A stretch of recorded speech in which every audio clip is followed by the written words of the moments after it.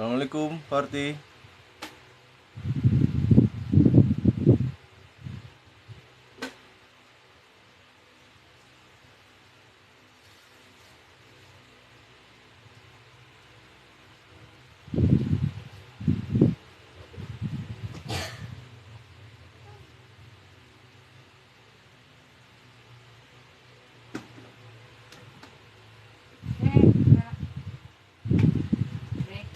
Oke, Assalamualaikum warahmatullahi wabarakatuh. Alhamdulillah, salatu wassalamu ala rasulillah wa ala alihi wa sahbihi wa mawala wa la hawla wa la quwata illa billah. Segala puji bagi Allah yang masih memberikan kepada kita nikmat iman, Islam, sehat walafiat, hingga masih bisa kita berkumpul di tempat kita masing-masing dalam keadaan sehat walafiat. Semoga Allah Subhanahu wa taala catat kita di majelis ilmu ini sebagai orang yang ditinggikan derajatnya oleh Allah Subhanahu wa taala. Karena Allah Subhanahu wa taala berfirman, "Yarfa'illahu allazina amanu minkum wallazina utul ilma darajat." Yaitu Allah akan meninggikan orang yang beriman di antara kalian dan orang yang berilmu beberapa derajat. Lalu janji Nabi Muhammad yang lain, "Man salaka tariqan yaltamisu fihi ilman sahalallahu lahu bihi tariqan ilal jannah." Barang yang mempermudah langkahnya menuju ilmu, maka Allah akan mempermudah jalannya untuk menuju surganya Allah Subhanahu wa taala.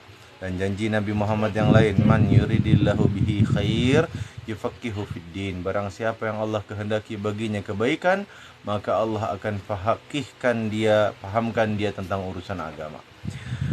Baik, kita mulai kajian kita hari ini. Adalah kajian yang pertama dari 3 rangkaian, hari ini, besok, dan besok lusa, sebagai rangkaian tarhib Ramadan.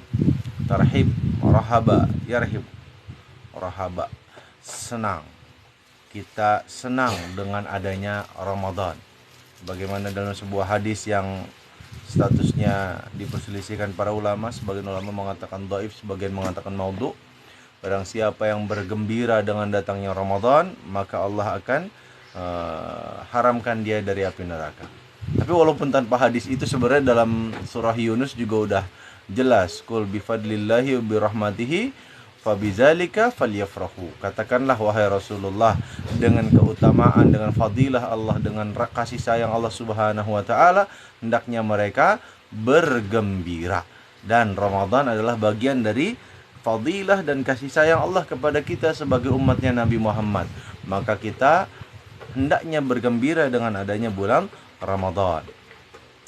Nah, hari ini kita akan bahas tentang keutamaan puasa. Besok kita akan bahas tentang keutamaan Ramadan secara khusus. Lalu kita akan bahas di lusa apa amal-amal soleh yang diajarkan dan dicontohkan oleh Rasulullah yang menghiasi bulan Ramadan. Yang pertama, keutamaan puasa. Di sini saya kumpulkan ada 8 keutamaan puasa. Mungkin kalau ada yang dapat 9, 10, 11 ya, wallahualam bishawab. Saya hanya batasi 8 saja. Yang pertama, puasa adalah perisai. Dalam bahasa Arab, perisai itu junnah atau junnah. Dalam hadis riwayat Imam Bukhari, Imam Muslim, dari Ibnu Mas'ud dikatakan, "Ya ma'syarasy syabab."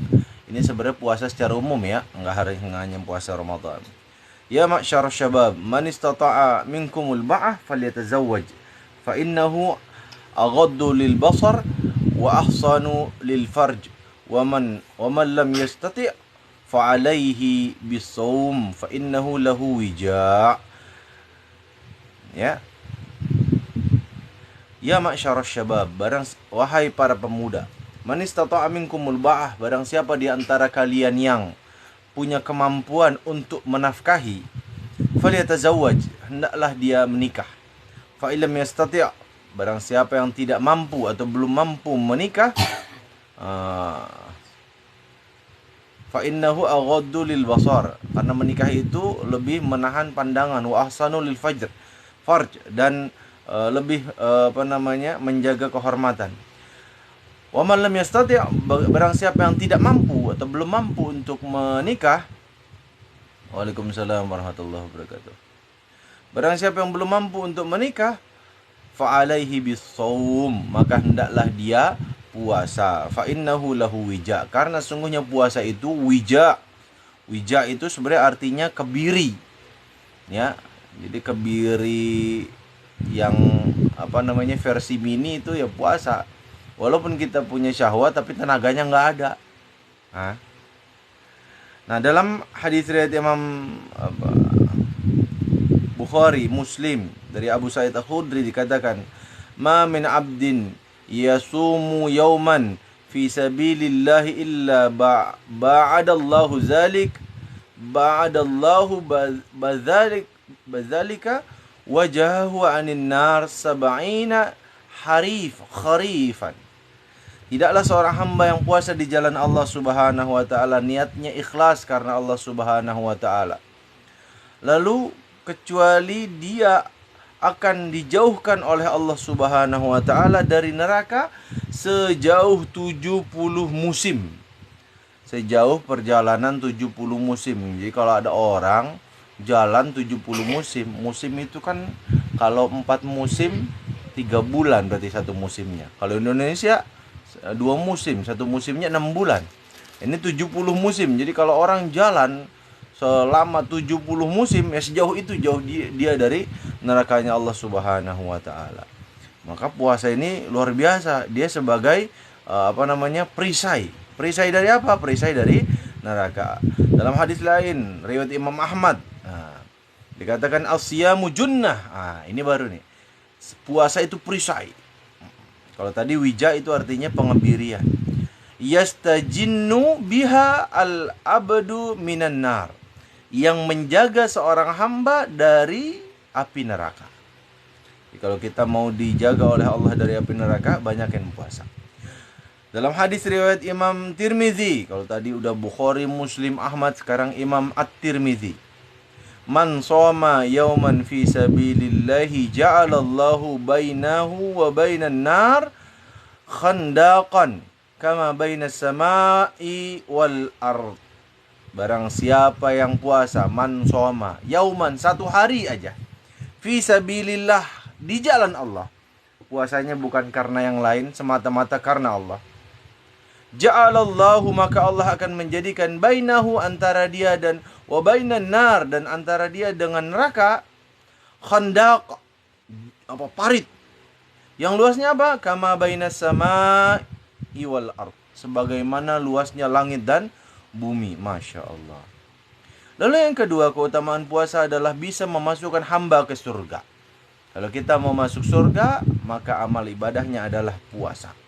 Dari Abu Umamah, diriwayatkan oleh Imam An-Nasai, Ibnu Hibban, dan riwayat Al-Hakim dalam kitab Al-Mustadrak, dikatakan alaika bis-shaum fa innahu la mithlalah.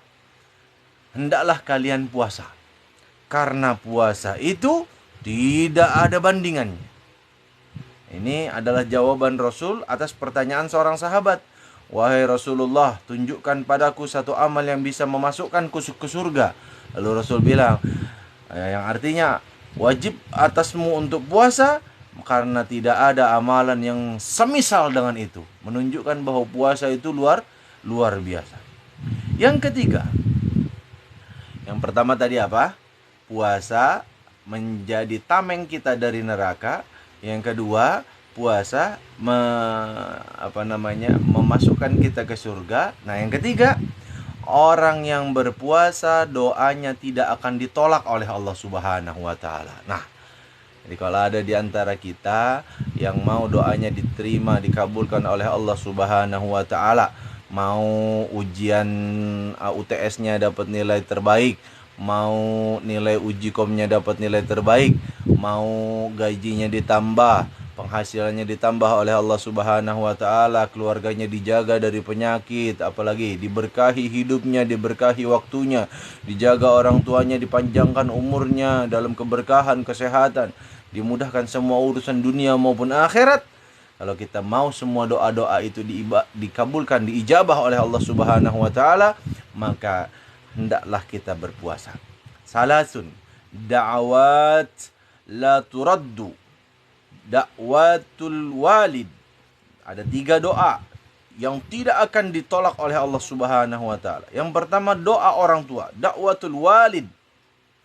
Yang kedua wa dakwatus shaim, doanya orang yang berpuasa. Wa dakwatul musafir, dan doanya orang yang sedang berpergian, sedang safar. Makanya di antara sunnah orang yang berpergian adalah memperbanyak doa. Cuma kadang-kadang bepergian kita mah banyaknya tidur ya. Banyaknya tidur ya. Kalau emang ngantuk ya mau diapain, tidur lah. Tapi kalau misalnya memang kita masih bisa untuk berdoa, perbanyak doa. Karena itu adalah saat-saat di mana Allah Subhanahu wa taala mengijabah doa kita. Makanya ketika puasa di antara amal ibadah, ini materi selanjutnya ya. Nah, kita lanjut aja deh. Nomor 4 dan 5 ini dalam satu hadis. Yaitu orang yang puasa punya 2 kegembiraan. Lalu bau mulut orang puasa lebih wangi daripada baunya misk, minyak misk. Masya Allah.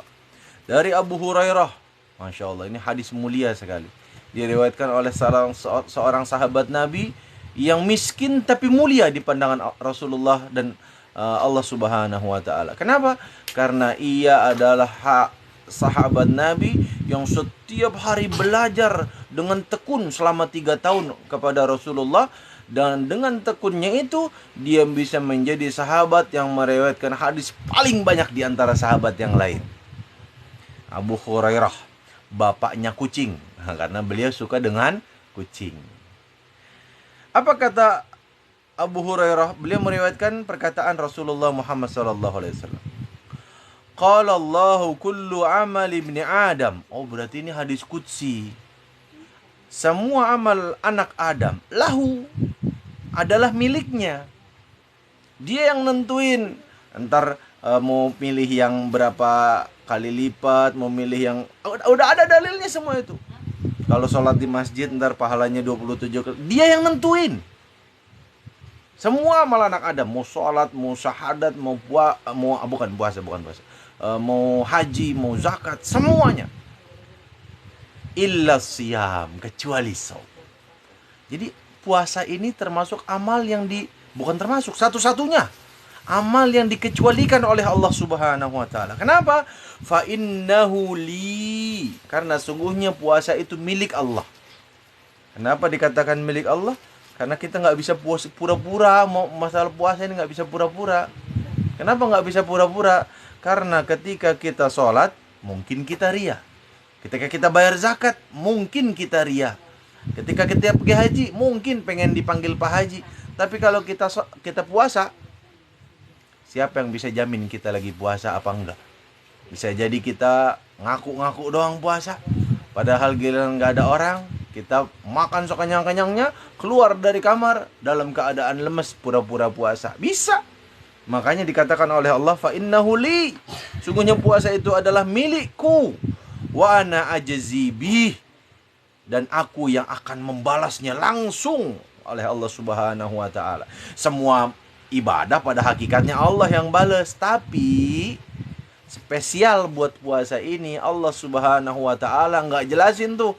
Kalau sholat jelasin kan, sholat di masjid 27 derajat lebih baik daripada sholat di rumah. Jelasin semuanya tuh. Sholat di Masjidil Haram mungkin dijelasin hitung-hitungannya. Tapi puasa ada hitung-hitungannya? Enggak ada. Lu mau puasa di masjid, lu mau puasa di rumah, lu mau puasa di Mekah sekalipun, pahalanya sama. Enggak dijelasin sama Allah. Kenapa enggak dijelasin? Karena Allah Subhanahu wa taala menyiapkan pahala yang sangat luar biasa. Ya. Wa anna ajzi bi. Wasyamu junnah, dan puasa adalah benteng. Wa idza kana yaumu shaumin ahadikum fala yarfus wala yaskhab fa inna sabbahu ahadun aw qatalahu falyaqul inni mru'un shaim wallazi nafsi Muhammadin biyadihi la khulufu famis shaim atyabu indallahi min rihil misk lis-shaimi farhatan yafrahuhuma idza iftara fariha fa idza laqiya rabbahu fariha bisaumihi. Masya Allah. Jika salah seorang di antara kalian sedang berpuasa, maka janganlah kalian berkata keji, berteriak-teriak. Jika ada orang mencercanya atau memeranginya, maka ucapkanlah, aku sedang berpuasa, inni shaim. Aku sedang berpuasa. Demi zat yang jiwa Muhammad ada di tangannya. Siapa zat itu? Allah Subhanahu wa ta'ala. Sesungguhnya bau mulut orang yang berpuasa lebih wangi di sisi Allah Subhanahu wa ta'ala daripada bau misik, minyak yang sangat wangi. Orang yang puasa punya dua kegembiraan. Kalau kita sholat, gembiranya satu. Gembira di hati kita. Saat itu tenang. Ketika kita baca Quran, gembiranya satu. Gembira di hati kita saat itu tenang. Tapi ketika kita berpuasa, gembiranya dua. Pertama, gembiranya orang saat mereka berbuka, mereka gembira. Kenapa gembira? Karena tadi seharian penuh nahan lapar, tiba-tiba ketemu nasi, ketemu lauk, ketemu minum. Alhamdulillah. Saat itulah orang yang suka buang-buang makanan ngerti betapa berharganya makanan. Saat itulah orang yang suka buang minuman ngerti betapa berharganya minuman. Walaupun cuma air putih, tapi kalau kita minum saat kita haus, betapa nikmatnya air putih itu. Yang saat kita dalam kondisi tidak puasa, kita tidak hargai air putih itu. Bahkan gorengan yang cuma harganya 1000-an pinggir jalan, yang mungkin bagi kita remeh, kita tidak hargai dalam kondisi yang umum. Tapi ketika ke dalam kondisi puasa, kita hargai makanan yang kita anggap remeh itu. Betapa luar biasanya Allah memberikan kegembiraan di dunia. Berupa apa? Berupa gembira setelah seharian puasa dapat makanan. Tapi seandainya kegembiraan itu dibandingkan dengan kegembiraan kedua, maka kegembiraan yang pertama nggak ada apa-apanya. Kenapa? Karena kegembiraan kedua adalah jika mereka yang berpuasa bertemu dengan Rabbnya, mereka bergembira karena puasa yang dilakukannya. Betapa agungnya, betapa besarnya pahala yang Allah Subhanahu wa ta'ala sediakan buat orang yang berpuasa. Sampai Allah menjanjikan, Allah menjanjikan dalam hadis qudsi bahwa mereka akan bergembira dengan pahala puasanya. Masya Allah. Lalu dalam hadis riwayat Imam Muslim, Allah berfirman lagi. Nah, ini hadis qudsi lagi. Ya. Yatsuruqu ta'amahu, mereka meninggalkan makanannya. Wa syarabahu, meninggalkan minumannya. Wa syahwatahu, meninggalkan syahwatnya. Min ajli siyamuli, karena mereka ingin berpuasa untukku. Wa anna ajzi bihi wal hasanatu bi asyri amsalihha, dan aku akan membalasnya. Kebaikan dibalas dengan 10 kali lipat yang semisal dengannya. Masya Allah. Dalam hadis riwayat Imam siapa ini? Oh, sama.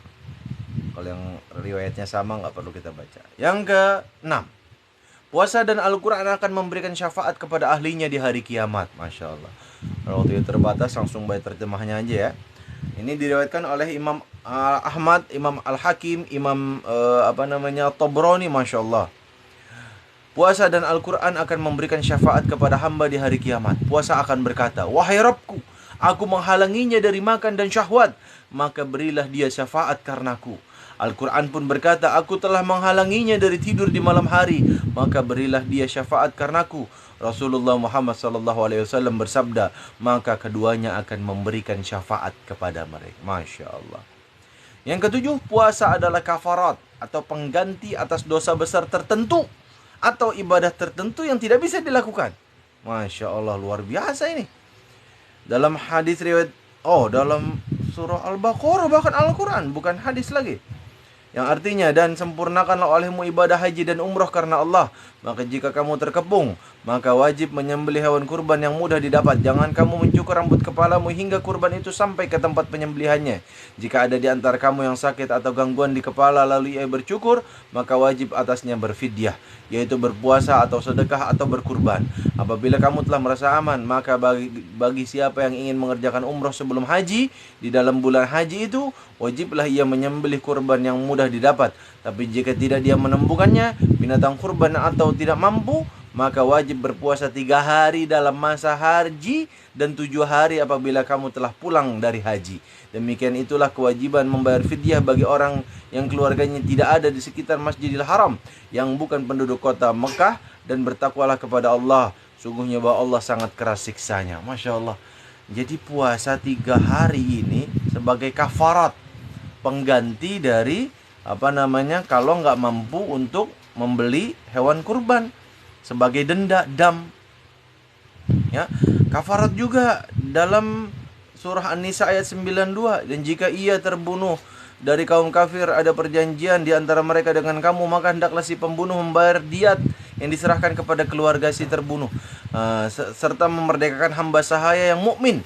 Barang siapa yang tidak memperolehnya, maka hendaklah si pembunuh berpuasa 2 bulan berturut-turut dengan cara taubat, sebagai cara taubat kepada Allah Subhanahu wa taala, dan Allah Maha mengetahui lagi Maha bijaksana. Enggak sengaja ataupun sengaja ngebunuh orang, kalau ternyata keluarganya menyaratkan diat, kalau nggak mampu diat, maka puasa 2 bulan berturut-turut. Masya Allah. Ini bisa jadi kafarat. Nah, demikian pula dalam surah Al-Maidah ayat 89, demikian pula dalam surah Al-Maidah ayat 95, demikian pula dalam surah Al-Mujadilah ayat 3 sampai 4. Itu kafarat, ya. Nah, yang terakhir Ar-Rayyan, pintu surga Ar-Rayyan, ya Allah Subhanahu wa taala sediakan spesial. Untuk siapa? Spesial buat orang yang berpuasa. Inna fil jannati baban, sungguhnya di surga ada pintu. Yaqulu lahu, dikatakan kepadanya Ar-Rayyan, yaitu namanya Ar-Rayyan.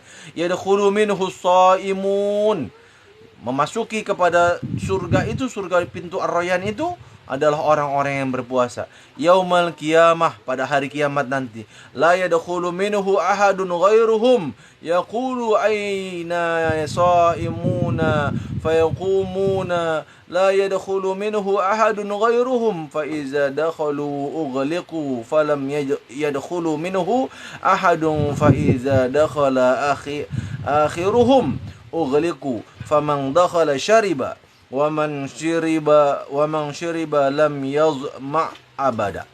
Ya. Dan tidak ada orang selain mereka yang memasukinya. Jika telah masuk orang yang terakhir, maka ditutuplah pintu tersebut. Maka barang siapa yang masuk akan minum. Barang siapa yang minum tidak akan pernah merasa haus untuk selama-lamanya. Masya Allah.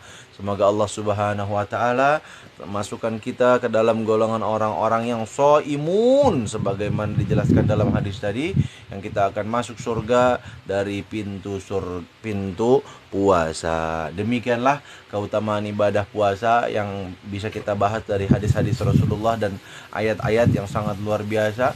Bahkan puasa itu bisa menjadi kafarat atau pengganti dari denda-denda atas pelanggaran-pelanggaran syariat. Tadi disebutkan ayat-ayatnya, walaupun belum bisa kita bahas sepenuhnya karena waktu tinggal 2 menit lagi. Ya, mungkin jika ada yang ingin ditanyakan silakan. Jika tidak, saya akan tutup live ini. Masih ada waktu 1 menit lebih.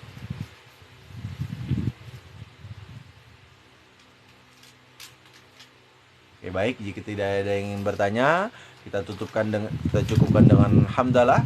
Alhamdulillahirrahmanirrahim.